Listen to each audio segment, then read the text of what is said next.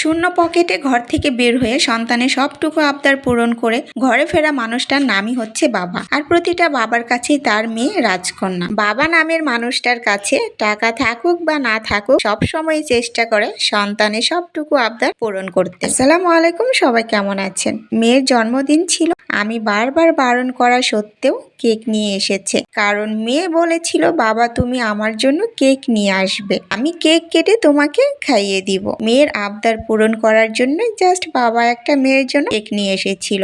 আর বাবা যেহেতু কেক নিয়ে এসেছে তাই আমিও কিছু রান্না করেছিলাম, তারই ছোট একটা ভিডিও এখন আপনাদের সাথে শেয়ার করব। মা হওয়ার পর বুঝেছি সন্তানের জন্য মায়ের মন কেমন হয়। সারাদিন যত কষ্টই হোক না কেন, সন্তানের মুখের দিকে তাকালে সব কষ্ট, খারাপ লাগা, ক্লান্তি দূর হয়ে যায়। যেই খাবারটা আমার বাচ্চারা পছন্দ করবে এবং রান্না করতেও আমার সময় কম লাগবে এরকম কিছুই রান্না করব।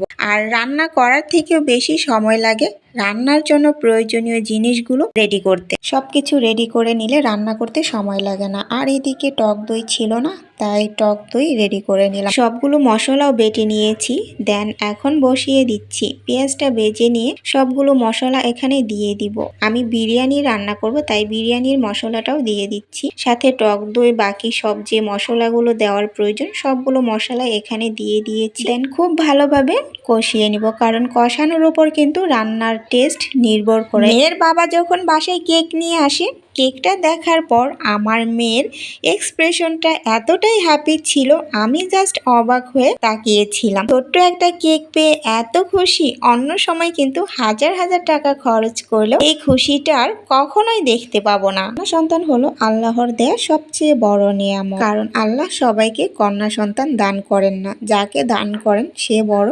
ভাগ্যবান বা ভাগ্যবতী। আলহামদুলিল্লাহ আমি ভাগ্যবতী, আমার ঘরে দুটি জান্নাত রয়েছে। কন্যা সন্তান অন্যের কাছে বোঝা মনে হলেও আমার কাছে কিন্তু বোঝা নয়। মুরগির মাংস দিয়ে বিরিয়ানি তেমন ভালো না লাগলেও রান্না করেছি ছোট মেয়ের খাওয়ার সুবিধার্থে, কারণ ছোট মেয়েটা গরুর মাংস তেমন পছন্দ করে না বা একটু শক্ত থাকার কারণে ওইভাবে খেতেও পারে না।